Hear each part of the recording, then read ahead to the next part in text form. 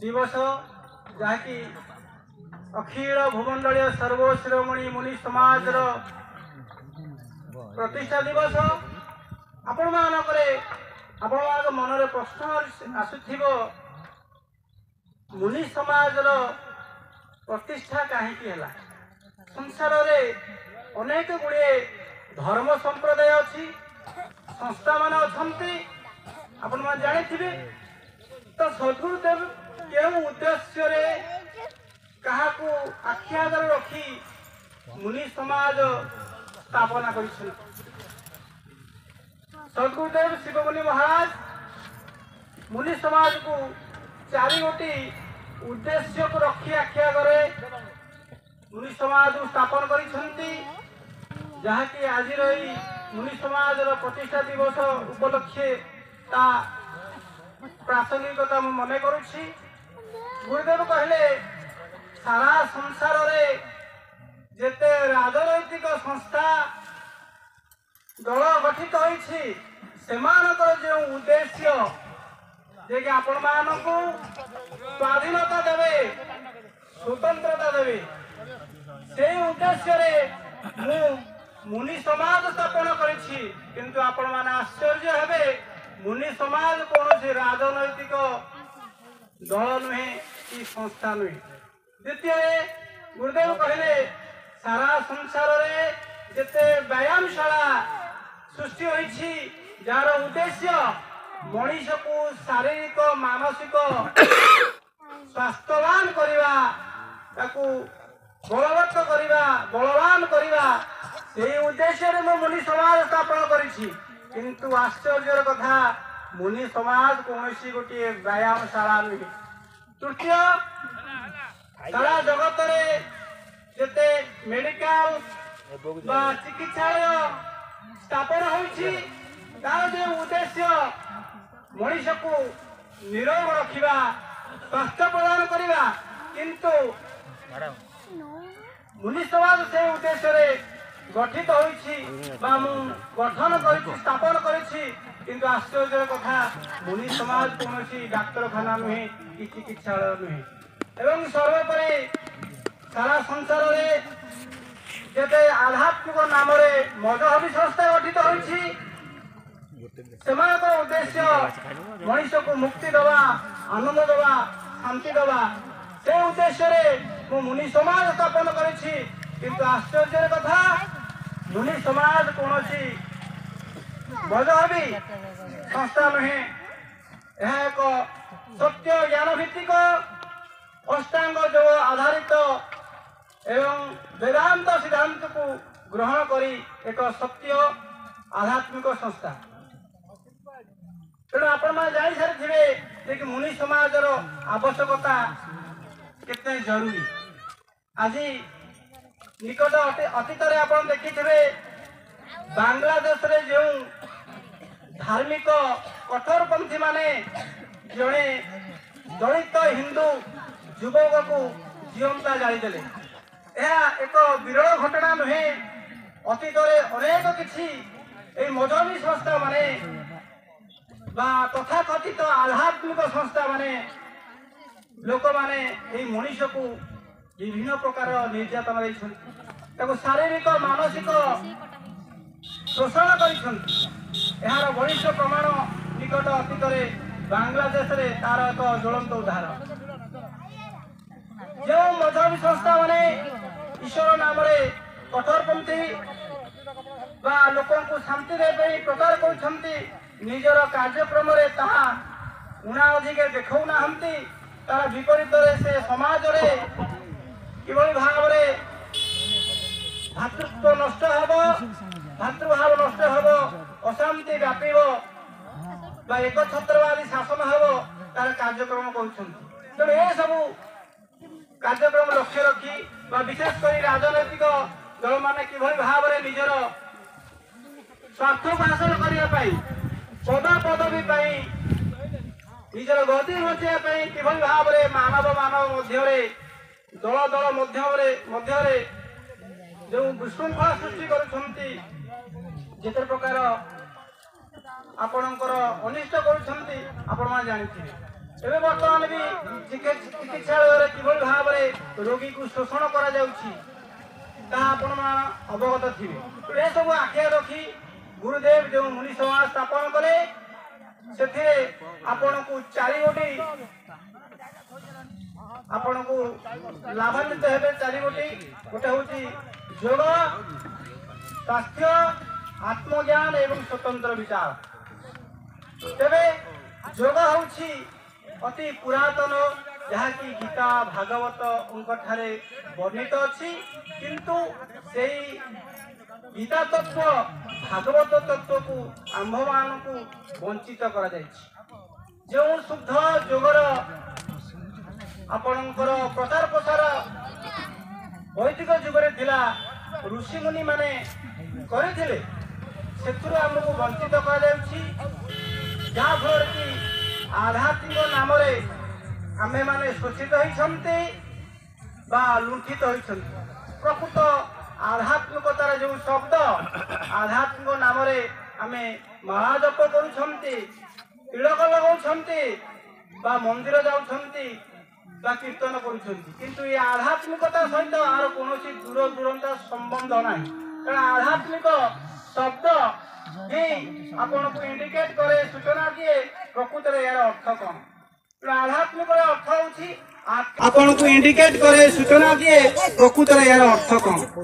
ଆଧ୍ୟାତ୍ମିକର ଅର୍ଥ ହେଉଛି ଆତ୍ମା ସମ୍ବନ୍ଧରେ ଜ୍ଞାନ, ଆତ୍ମା ସମ୍ବନ୍ଧରେ ଜ୍ଞାନ ବା ଚେତନା ସମ୍ବନ୍ଧରେ ଜ୍ଞାନ ବା ନିଜ ସ୍ୱରୂପ ସମ୍ବନ୍ଧରେ ଜ୍ଞାନ। କିନ୍ତୁ ଆଧ୍ୟାତ୍ମିକ ନାମରେ ଆମ୍ଭେମାନେ ବିଭିନ୍ନ ପ୍ରକାର କୁସଂସ୍କାର, ଅନ୍ଧବିଶ୍ୱାସର ବଶବର୍ତ୍ତୀ ହୋଇ ନାହିଁ ନଥିବା ଦୁଃଖର ଶିକାର ହୋଇଛନ୍ତି। ଯେଉଁ ଭାରତବର୍ଷ ଋଷିମୁନିଙ୍କର ଦେଶ, ସାଧନାର ଦେଶ, ଏବଂ ଯେଉଁ ସାଧନାକୁ ଆଧାର କରି ଋଷିମୁନି ମାନେ ନିଜେ ଦୀର୍ଘାୟୁ ହେବା ସହିତ ନିରବ ରହୁଥିଲେ ଏବଂ ସଚିତ ଆନନ୍ଦର ଅନୁଭବ କରି ମାନବ ଜୀବନକୁ ସାକାର କରୁଥିଲେ। ଆଜି ସେ ଆଧ୍ୟାତ୍ମିକ ନାମରେ ଯେଉଁ ସବୁ କାର୍ଯ୍ୟକ୍ରମ ଚାଲିଛି, ଏହା କେବଳ ଧର୍ମକୁ ଆଖିଠାର। ପ୍ରକୃତରେ ଆଧ୍ୟାତ୍ମିକତାର ଯେଉଁ ମୂଳ ମଞ୍ଜି, ଯେଉଁ ମୂଳ ତତ୍ଵ, ସେ ଆତ୍ମତତ୍ଵ ଆଜି ମଣିଷ ପାସୋରି ଯାଇଛି। ସାରା ସଂସାରକୁ ସେ ମହାନ ବୋଲି ଭାବୁଛି, ନିଜର ହାତ ତିଆରି ବସ୍ତୁକୁ, ମୂର୍ତ୍ତିକୁ ସେ ମହାନ କରିଛି, କିନ୍ତୁ ସେ ସବୁ ବସ୍ତୁର ମୂର୍ତ୍ତିର ନିଜେ ସ୍ରଷ୍ଟା ହୋଇ ଆଜି ସେଇ ସୃଷ୍ଟି ନିକଟରେ ନତମସ୍ତକ ହୋଇଛି। এইভাবে ভাবে আধ্যাত্মিকতার অধপতন যুগরে সদগুরুদেবଙ୍କର আবির্ভাব হয়েছি। গুরুদেব নিজে সমস্ত বেদ, বেদান্ত, উপনিষদ, গীতা, ভাগবত পড়িছন্তি এবং তাଙ୍କ আখিরে লুহ আসি যাইছি। কিভাবে ভাবে প্রত্যেক মানবর জন্মসিদ্ধ অধিকার, তার ন্যায্য দাবি যে কি সে হচ্ছে ব্রহ্ম, এ সৃষ্টির রচয়িতা, ଏ ପଦରୁ ତାକୁ ବଞ୍ଚିତ କରାଯାଇଛି କେବଳ ଅନ୍ଧବିଶ୍ୱାସ, ଆଧ୍ୟାତ୍ମିକ ନାମରେ। ଗୁରୁଦେବ କହିଛନ୍ତି, ଯେ ପର୍ଯ୍ୟନ୍ତ ମଣିଷ ସ୍ୱର୍ଗର ଲୋଭ ଏବଂ ନରକର ଭୟରୁ ସେ ମୁକ୍ତ ହୋଇନି, ସେ ପର୍ଯ୍ୟନ୍ତ ଈଶ୍ୱର ନାମରେ ବା ଆଧ୍ୟାତ୍ମିକ ନାମରେ ଯେତେ ସବୁ ସଂସ୍ଥା ଅଛନ୍ତି ଶୋଷଣ କରୁଛନ୍ତି, ସେ କେବେ ବନ୍ଦ ହେବ ନାହିଁ। ତେଣୁ ଗୁରୁଦେବ ଆମକୁ ଯୋଗ ସାଧନ ଦେଲେ। ଯୋଗ ସାଧନ କଲେ ଜଣେ ସ୍ୱାସ୍ଥ୍ୟବାନ ହେବ। ତେଣୁ ଯୋଗ, ସ୍ୱାସ୍ଥ୍ୟ, ଆତ୍ମଜ୍ଞାନ ଏବଂ ସ୍ୱତନ୍ତ୍ର ବିଚାର। ଯୋଗ କଲେ ଜଣେ ସ୍ୱାସ୍ଥ୍ୟବାନ ହେବ, ତାର ଶାରୀରିକ ମାନସିକ ବଳ ବର୍ଦ୍ଧିତ ହେବ, ଯାହାଫଳରେ କି ସେ ସମସ୍ତ ରୋଗମୁକ୍ତ ହେବ ଏବଂ ଆତ୍ମଜ୍ଞାନ ଲାଭ କରିବ, ନିଜ ବିଷୟରେ ଜ୍ଞାନ ଲାଭ କରିବ। ଗୁରୁଦେବ କହନ୍ତି, ଯଦି ଆପଣ ସାରା ସଂସାରର ଭୂଗୋଳ ଜ୍ଞାନ ଜାଣିଛନ୍ତି, କୋଉ ଦେଶର ରାଜଧାନୀ କଣ, ଏ ପୃଥିବୀର ଧନୀ କିଏ, ବା କୋଉ ଦେଶ କୋଉଠି କେତେ ତାର ଆପଣଙ୍କର ଭୂଗୋଳ ପରିସୀମା, ତାହା ବ୍ୟର୍ଥ ଯଦି ଆପଣ ନିଜ ଘରର ଠିକଣା ଜାଣିନାହାନ୍ତି। ତେଣୁ ଯଦି ଆପଣ ବାହ୍ୟ ଜ୍ଞାନ ଜାଣିଛନ୍ତି କିନ୍ତୁ ନିଜକୁ ଜାଣିନାହାନ୍ତି, ତାହା ବ୍ୟର୍ଥ। କାରଣ ସବୁରି ମୂଳରେ ଆପଣ ସ୍ୱୟଂ ନିଜେ ଅଛନ୍ତି। ନିଜର ଅସ୍ତିତ୍ୱ ପ୍ରଥମ। ଯଦି ଆପଣ ନିଜକୁ मिथ्या बोली प्रमाणित करदेवे निजकू अकिंचन दास बोली प्रमाणित करेंगे निजर केवे उन्नति हेब नाही बा आपण केवे सुख शांति निरोगता पाई परिबे नाही।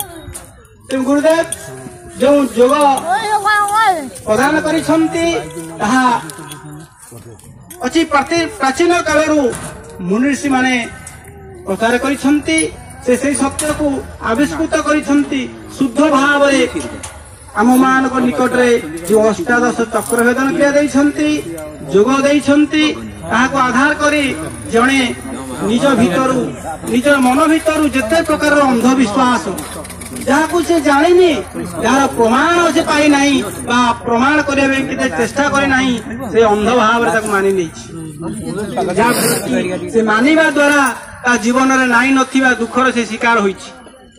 नचेत साधारण पशुटे ता जीवन काल भितरे केबे से रोगरे पड़े नहीं बा तार कौनसी मादक द्रव्य से सेवन करे नहीं किंतु मानव जीवश्रेष्ठ मानव सबु प्रकार अव्यवस्थित कार्यक्रम रे व्याप्त रहउछि बा निजर जो कलुषित मानसिकतार शिकार होई विभिन्न प्रकार असामाजिक कार्य करुछि विभिन्न प्रकार शारीरिक मानसिक दुख भोग करुछि।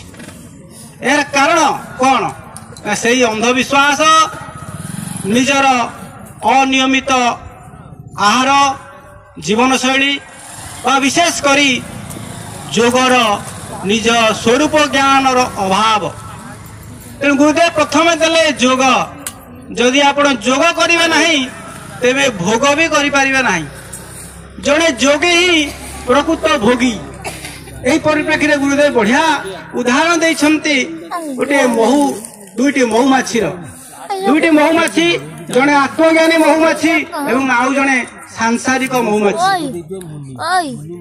उदाहरण स्थल गुरुदेव बढ़िया तत्व देइछंती ये दुईटी महुमाछी को भोग करिछि से देखिछंती सामना रे गोटे पात्र भितरे महू भर्ती अछि दुई जन तो भोग करुछि तेणु उभय जाइछंती से महू पात्र रु महू संग्रह करने पाई। एही अवसर रे निजर इंद्रिय लालसा को संवरण न करी से सांसारिक महुमाछीटी से पात्र मध्य भाग को लंफ प्रदान करिछि बा से मध्य भाग रे बसी महू पीछि एवं द्वितीय महुमाछी जे कि आत्मज्ञानी महुमाछी से पात्र कड़े बसी फेंद ऊपर बसिकी निजर सुंद माध्यम महू शोषण कर उभयंकर पेट भर्ती हो जाइछि से तृप्ति लाभ करिसेंती जेतेबेले उड़िया पे चेष्टा करी से प्रथम सांसारिक महुमाछीटी से उड़ी पारि नाही कारण से पात्र मध्य भाग रे बसी जाइथिला से महू को अवश्य निजे खाइला उपभोग कला किंतु से महूर अठा अंशरे तार दुईटी पक्षी लाखी गला जहाँ फल कि से महू को भक्षण कर जाई से निजे से महू द्वारा भक्षित हैला बा मृत्युवरण कला किंतु द्वितीय आत्मज्ञानी महुमाछीटी जेहेतु से पात्र कड़े बसी निजकू सुरक्षित रखिकी से महू को सेवन करिथिला से मुक्त हो गला। तो कहिबार उद्देश्य आमे माने साधारणतः आध्यात्मिक जगत रे जो माने मुनि ऋषि आमे माने भाबू से माने संसार त्यागी से मानकर सामाजिक क्षेत्र रे बा सामाजिक कार्य रे तांकर कोनोसी उपयोग नहीं बा से सामाजिक जो सांसारिक लोक मान परि नुहंती किंतु गुरुदेव कहले यह मिथ्या प्रकृत योगी ही प्रकृत भोगी जदि जड़े जोग साधन करे निजर इंद्रिय मान को संयमित करे ताहाले एही स्वर्ग एही संसार स्वर्ग हो जीव स्वर्ग कोनसी बाह्य वस्तु नुहे कोनसी कल्पनार स्थान नुहे मला परे प्राप्त होथिबा गोटे जागा नुहे आपण भितर से स्वर्ग अच्छी से नरक अच्छी केवल ज्ञान पार्थक्य जिते आपण आत्मज्ञान लाभ करेंगे आपणकर विचार को शुद्ध करेंगे विशेष करी मुनि समाज प्रदत्त शुभ भावना द्वारा ଆପଣଙ୍କର ଭାବନା ତଦନୁରୂପ ହେଇଯିବ। ଆପଣ ଜୀବରୁ ଶିବ ହୋଇଯିବେ, ଆପଣ ଦୁର୍ବଳରୁ ସବଳ ହେଇଯିବେ, ଆପଣ ରୋଗୀରୁ ନିରୋଗ ହେଇଯିବେ, ଆପଣ ଅକିଞ୍ଚନରୁ ଶ୍ରେଷ୍ଠ ହୋଇଯିବେ। ତେଣୁ ଭାବନା ହିଁ ମୂଳ। ତେଣୁ ଗୁରୁଦେବ ଆମକୁ ଶୁଭ ଭାବନା ଦେଇଛନ୍ତି। ତା ସହିତ କିଭଳି ଭାବରେ ଆମେ ଅଷ୍ଟାଙ୍ଗ ଯୋଗକୁ ଆଧାର କରି ଅଷ୍ଟାଙ୍ଗ ଯୋଗ ମାଧ୍ୟମରେ ଅନ୍ତର୍ମୁଖୀ ହେବା, ଅନ୍ତର୍ମୁଖୀ ହୋଇ ନିଜର ସ୍ୱରୂପ ଯାହାକି ପ୍ରକୃତ ରୂପ ଆମର ତାର ଅନୁଭବ କରିପାରିବା, ଯାହାକୁ ଶାସ୍ତ୍ର କହେ ସଚ୍ଚିଦାନନ୍ଦ। କାରଣ ସଂସାରରେ ଯେତେ ପ୍ରକାର ସୁଖ ଅଛି ତାହା 5 ଭାଗରେ ବିଭକ୍ତ। 5ଟି ଇନ୍ଦ୍ରିୟକୁ ଆଧାର କରି ସେ ସୁଖ ବଣ୍ଟା ଯାଇଛି। ପ୍ରଥମତଃ ଆଖିର ସୁଖ, ଆଖି ଭଲ ଦେଖେ, ଭଲ ଦୃଶ୍ୟର ସୁଖ ଆମେ ଆଖି ନାମକ ଇନ୍ଦ୍ରିୟ ମାଧ୍ୟମରେ ଆମେ ଗ୍ରହଣ କରୁ। ଦ୍ୱିତୀୟ ସୁଖ କର୍ଣ୍ଣ, ଭଲ ଶବ୍ଦ, ସୁମଧୁର କଣ୍ଠରେ ଯିଏ ଗୀତ ଗାନ କରନ୍ତି, ସଙ୍ଗୀତ ଜ୍ଞାନ କରନ୍ତି, ତାହାର ସୁଖ ଆମେ କର୍ଣ୍ଣ ମାଧ୍ୟମରେ ନେଇଥାଉ। ଏବଂ ତୃତୀୟ ଆସୁଛନ୍ତି ଆପଣଙ୍କର ଜିଭର ସ୍ୱାଦ, ଭଲ ବ୍ୟଞ୍ଜନ, ଭଲ ଫଳ, ପାଚିଲା ଫଳ ଖାଇଲେ ଆମକୁ ସୁଖ ଲାଗେ। ଚତୁର୍ଥ କୌଣସି କୋମଳ ଜିନିଷକୁ ଛୁଇଁଲେ, ନରମ ଜିନିଷକୁ ଛୁଇଁଲେ ଆମକୁ ଆନନ୍ଦ ଲାଗେ, କୋମଳ ଲାଗେ, ତା ହେଉଛି ସ୍ପର୍ଶର ସୁଖ। ଏବଂ ପଞ୍ଚମ ସୁଖ ଘ୍ରାଣେନ୍ଦ୍ରିୟ, ଯଦି ସୁଗନ୍ଧିତ ଅତର ବା କୌଣସି ପୁଷ୍ପର ଗନ୍ଧକୁ ଆମେମାନେ ଗ୍ରହଣ କରନ୍ତି ଆମକୁ ସୁଖ ଲାଗେ। ଇଏ ଗଲା ଆପଣଙ୍କର ଭୌତିକ ସୁଖ ବା ଲୌକିକ ସୁଖ। ଏହାପରେ ଆସୁଛି ଗୋଟିଏ ଅତୀନ୍ଦ୍ରିୟ ସୁଖ, ଯାହାକୁ ଅଲୌକିକ ସୁଖ କହନ୍ତି। ଗୁରୁଦେବ କହିଲେ ଏଇ ଅଲୌକିକ ସୁଖ ପ୍ରାପ୍ତ କରିବାକୁ ହେଲେ ଯୋଗର ଆବଶ୍ୟକତା ଅଛି। ବିନା ଯୋଗରେ ଏହି ସୁଖ କେହି ପ୍ରାପ୍ତ କରିପାରିବେ ନାହିଁ। ଯଦି ବିନା ଯୋଗରେ ଏହାକୁ ପ୍ରାପ୍ତ କରାଯାଇ ପାରୁଥାନ୍ତା ତାହେଲେ ସଂସାରରେ ସମସ୍ତେ ଯୋଗୀ ହୋଇଯାଇଥାନ୍ତେ। ଯୋଗର ଆବଶ୍ୟକତା ନଥାନ୍ତା, ଅଷ୍ଟାଦଶ ଚକ୍ରଭେଦର ଆବଶ୍ୟକତା ନଥାନ୍ତା ବା ଅଷ୍ଟାଙ୍ଗ ଯୋଗର ଆବଶ୍ୟକତା ନଥାନ୍ତା। ଏହି ଅନ୍ତର୍ନିହିତ ସ୍ୱରୂପ ସୁଖ ଯାହାକି ଭଗବତ ଗୀତା ପ୍ରମାଣ କରନ୍ତି, ଯା ନିଶା ସର୍ବଭୂତାନାଂ ତସ୍ୟାଂ ଜାଗ୍ରତି ସଂଯମୀ, ଯସ୍ୟାଂ ଜାଗ୍ରତି ସର୍ବଭୂତାନାଂ ତା ନିଶା ପଶ୍ୟତେ ମୁନି। ଭଗବତ ଗୀତା କହନ୍ତି ଯେଉଁ ସାଂସାରିକ ଇନ୍ଦ୍ରିୟ ସୁଖରେ ସାରା ସଂସାରିକ ଲୋକ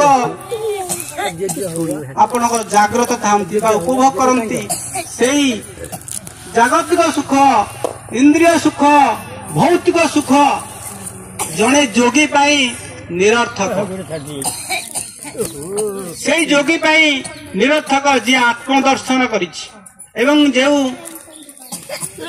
ସାଂସାରିକ ଲୋକମାନେ ଯେଉଁ ସୁଖ ପ୍ରତି ନିଶାଗ୍ରସ୍ତ ବା ଯାହା ବିଷୟରେ ଜାଣିନାହାନ୍ତି, ଯେଉଁ ଆପଣଙ୍କର ସ୍ୱରୂପ ସୁଖ ଯାହା ସାଂସାରିକ ଲୋକମାନେ ରାତ୍ରି ସମାନ, ସେଇ ସୁଖରେ ଜଣେ ଯୋଗୀ ଜାଗ୍ରତ ଥାଏ।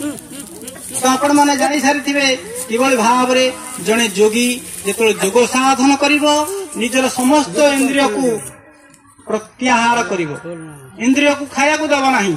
ପ୍ରତ୍ୟେକ ଇନ୍ଦ୍ରିୟ ଯୋଉ ଖାଦ୍ୟ ବର୍ତ୍ତମାନ ମୁଁ କହିଲି, ଆଖିର ଦେଖିବା ସୁଖ ଖାଦ୍ୟ, କାନର ଶୁଣିବା ଖାଦ୍ୟ ଯେତେବେଳେ ଦେବ ନାହିଁ, ପ୍ରତ୍ୟାହାର କରିବ, ସେତେବେଳେ ସେ ଯାଇ ନିଜ ସ୍ୱରୂପ ସହିତ ପରିଚିତ ହେବ।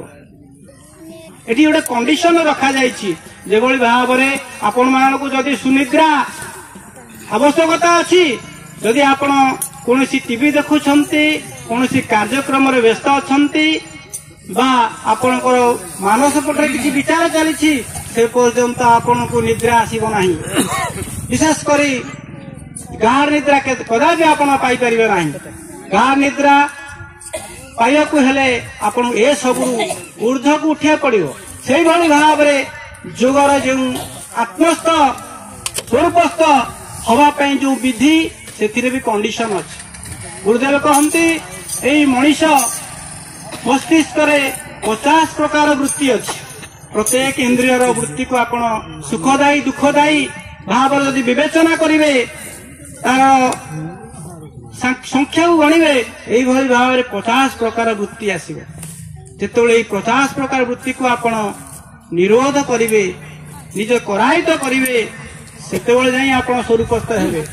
तेणु योगसूत्र कहे जोग चित्त वृत्ति निरोध चित्त मनर गोटे अवस्था बा विचार जे भाव में कांजिया बोधा आप देखिथे जो कांजिया बोधारे आपण मानकर पशु मान को रखा जाए जो माने अन्यर फसल खाती अन्यर क्षति करती नहीं कांजिया बोधार पका जाए कि कांजिया बोधारे आप देखिथे पशु मान को बंधा जाए ना गोटे सीमित बाउंड्री भितर सफिसीयंट खाद्य दि जाए बंधन युक्त करा जाए ना ठीक से भाव में जोगरे जो आप चित्तवृत्ति निरोध हम से आपण वृत्ति थी कि से वृत्ति आपणकर केबे क्षति करिवो नाही ताहा संयमित ताहा आपणकर अधीन रे थिबो आ सेही अवस्था रे आपण जो सुख लाभ करिवे जहा कि भगवत गीता कहंती भागवत कहंती ताहा आपण अनुभव करि पारे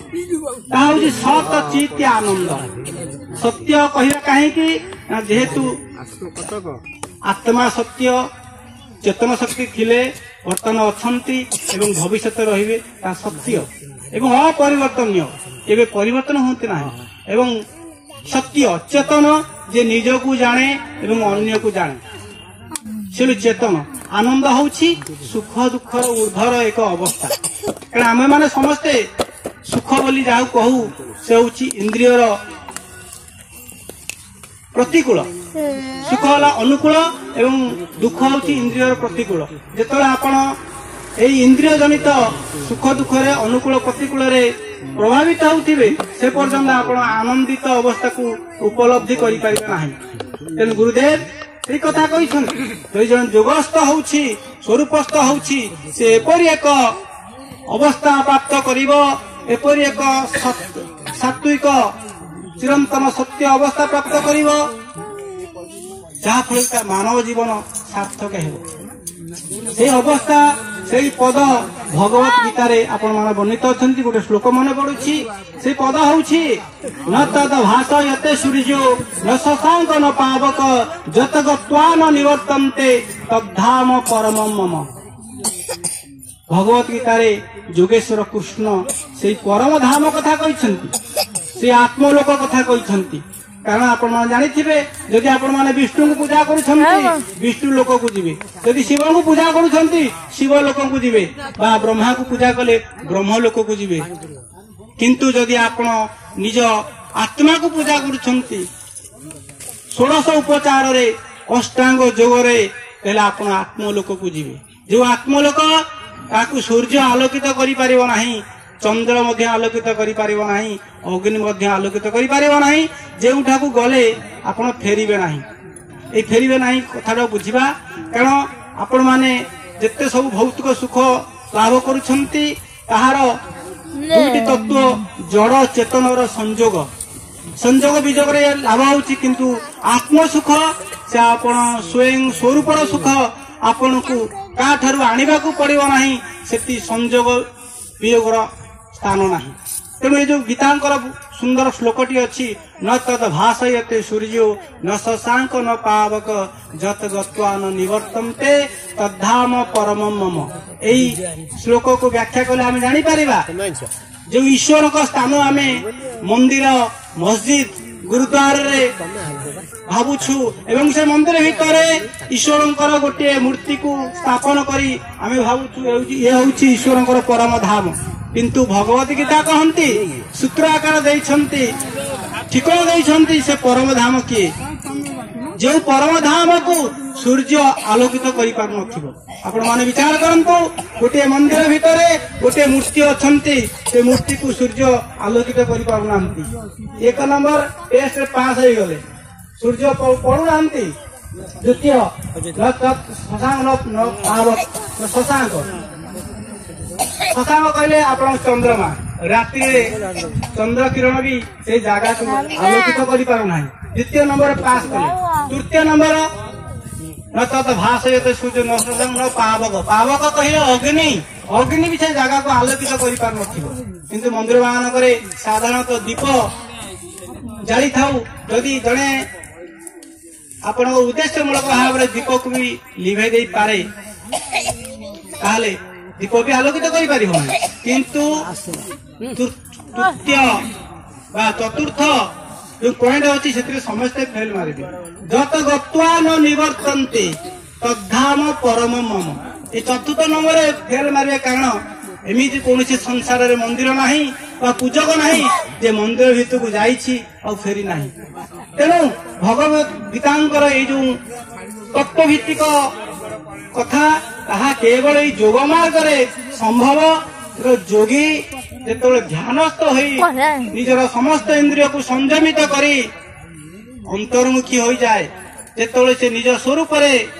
आज्ञा चक्र रे स्थित रहे से आज्ञा चक्र बा से सहस्रा को कौनसी सूर्य आलोकित करि पारंती नहीं चंद्र मध्य प्रवेश करि परिबा नहीं दीपर तो संभावना नहीं एवं से आनंद रे जे थरे आनंदित होइछि से स्वाद चाखिछि से केवे सांसारिक सुख प्रति प्रत्यावर्तन करिवो नहीं बा आगमन हेबो नहीं जहाँकि गुरुदेव कहती मु लक्ष लक्ष वर्ष परे ये धराधाम को आसी बाध्य बाधकतार नुहे भौतिक सुख आशार नुहे यही मानव कल्याण पे आसी मानव को उद्धार करने आसी सत्य ज्ञान प्रचार करने आसी तो गुरुदेव जो तत्व देइछंती अष्टादश चक्र भेदन क्रिया देइछंती ताहारी माध्यम रे गीता भागवतंकर जो सार तत्व जो निर्यास जो इंगित करिछंती मानव से सुख से आनंद लाभ करि परिबो एथिरे दुरिक्ति नाही अनेक अछंती हम मुनि समाज रे जो मानकर साधना उच्च कोटिर जो मान नीति रीतिमत सत्संग स्वाध्याय साधना करिछंती से मान समस्ते एई सुख रे लाभान्वित होइछंती स्वरूप आनंद सहित परिचित होइछंती जहाँ फल से आपणकर गुरुदेवंकर कथा अनुसार योग आत्मज्ञान एवं स्वतंत्र विचार लाभ पाउछंती एवं मानव जीवन को सफल करिछंती धर्म अर्थ काम मोक्षर चरितार्थ करिछंती तेणु गुरुदेवंकर एई विशेष योग साधन कारण योग नाम रे अनेक किछि आसन को आमे ग्रहण करिछंती गुरुदेव कहले योग आसन नुहे योग रे आसन अछि योग आसन नुहे योग होछि प्रति मुहूर्त रे जागृत रहिबार एक व्यवस्था कारण मन संसार प्रति मुहूर्त रे इंद्रिय माने आकर्षित करुछंती बा निजकू अपथरे कुपथरे नै जे पई सचेष्टित अछंती तेणु आपण जागृत न रहिबे ताले एई शरीर बेसी दिन रहिबो नाही जे आपण कलुषित हो जिवो आपण मानसिक दुर्बलता आसीबो आपण भितर हीनमन्यता आसीबो आपण जेल रो चारिकांत भितर सीमाबद्ध हो जिवे तेणु प्रति मुहूर्त रे जागृत होबार जो प्रक्रिया जो पद्धति ता गुरुदेव आमु दैछंती ताहा अखिल भूमंडल सर्वश्रीमणि मुनि समाज माध्यम रे प्रसार प्रचारित होउछंती जहाँ कि आम समस्त मुनि भाई मानकर उद्देश्य तेणु आपण माने आसंतु प्रकृत योग को जानतु स्वरूपस्थ हंतु मानव जीवन को सफल करंतु यही आशा करी मु आज वाणी की विश्राम देवी आपण मानकर सर्वांगीन उन्नति कामना करछि सप्रेम जय जी।